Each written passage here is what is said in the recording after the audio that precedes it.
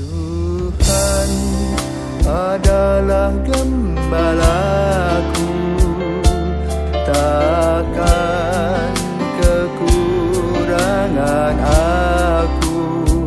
Saudara-saudari terkasih di dalam Kristus, selamat pagi. Salam jumpa lagi dalam Sabda Siap Saji Minggu 22 Mei 2022, hari Minggu Paskah ke-6. Marilah kita berdoa dalam nama Bapa, Putra, dan Roh Kudus. Amin. Allah Bapa yang Maha Pengasih, pandanglah umat-Mu yang sedang berhimpun ini dan curahkanlah kami dengan Roh Kudus-Mu.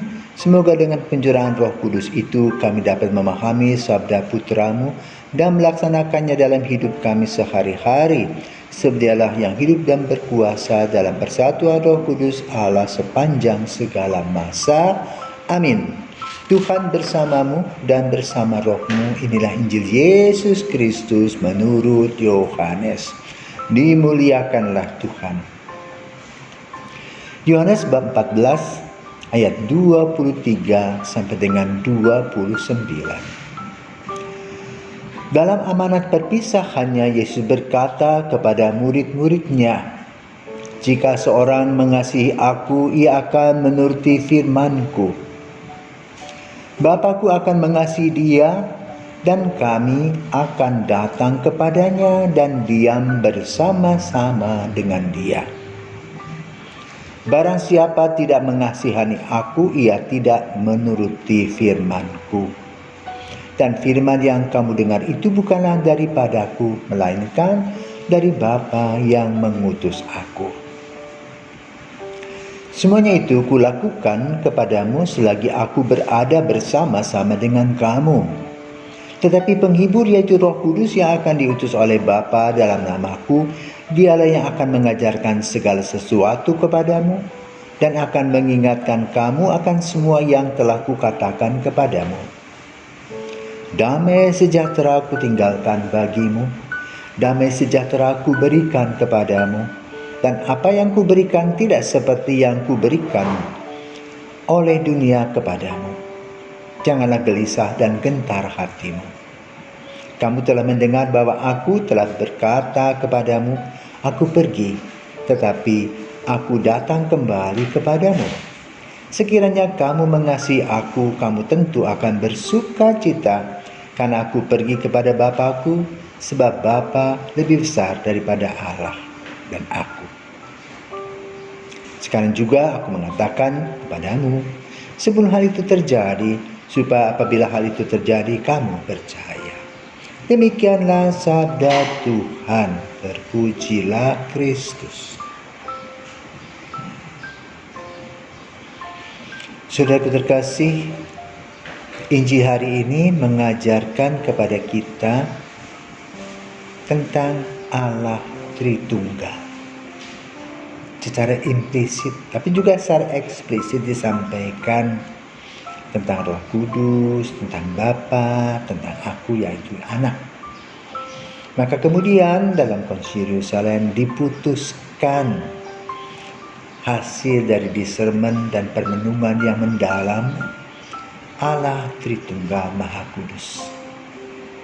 Nah, bagaimana relasinya disampaikan dalam Injil pada hari ini?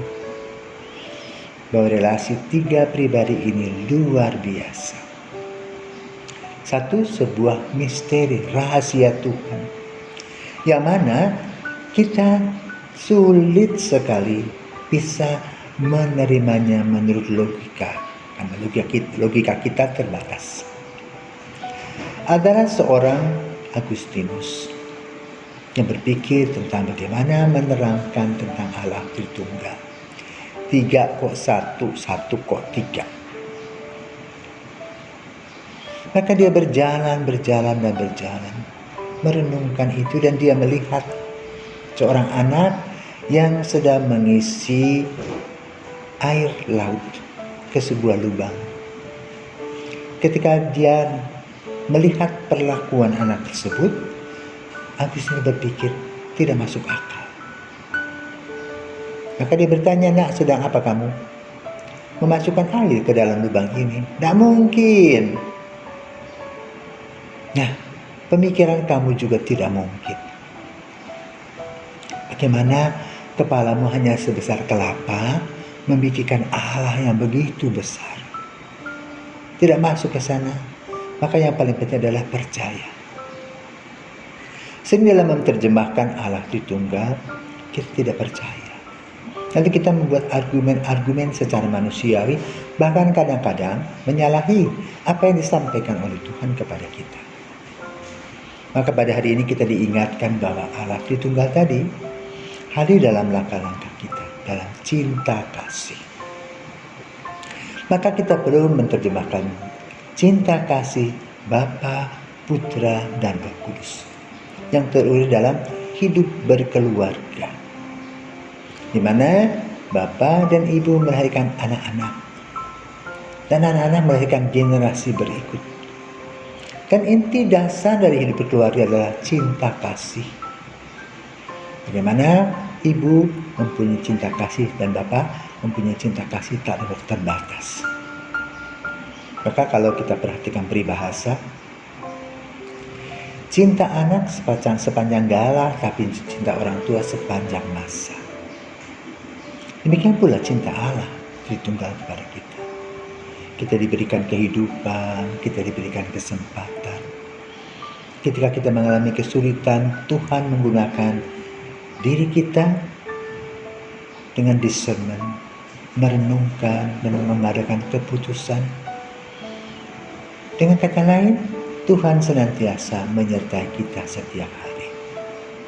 Karena itu dalam keluarga, jelas di sanalah cinta kasih yang sebenarnya.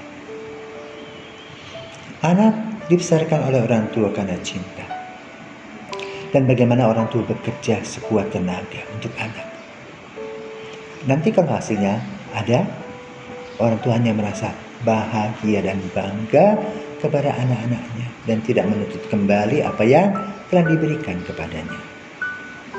Karena itu anak berhutang budi, apalagi kepada Tuhan yang memberikan kepada kita hidup, nafas. Maka kita mempunyai satu kriteria mengikuti Tuhan sebagaimana disampaikan oleh Yesus. Cinta terurut dalam jalan kebenaran dan hidup. Mari kita menguraikan cinta dalam kehidupan kita sehari-hari, dalam kehidupan kita bersama satu sama lain. Saling mengasihi, saling memahami, saling memaafkan, bekerja sama, menghargai orang-orang yang mempunyai kelebihan dari diri kita. Dan juga mengoreksi diri kita, merefleksikan diri kita, agar kesalahan-kesalahan yang kita lakukan tidak dilakukan lagi ke depan. Itulah ekspresi dari cinta kasih. Belajar senantiasa di dalam Tuhan, takut akan Tuhan, dan terbuka pada Tuhan sendiri, karena Tuhan adalah tangan kita dan andalan kita. Selamat pagi, Tuhan memberkati.